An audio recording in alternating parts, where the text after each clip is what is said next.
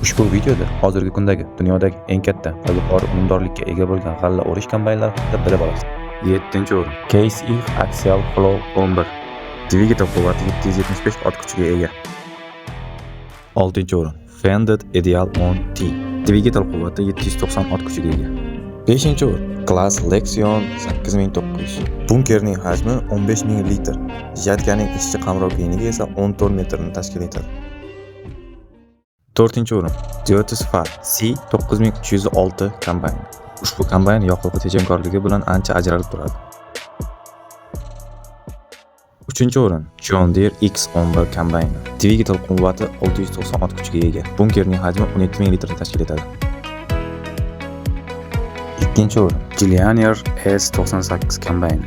Bu kombaynning o'ziga xosligi rotorning ko'ndalang joylashganligidir. Rotor jatkaga nisbatan parallel joylashtirilgan.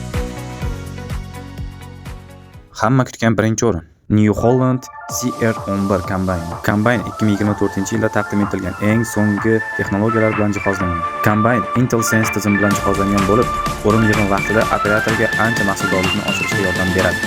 Video foydali bo'lganida like bosing va bizga obuna bo'ling.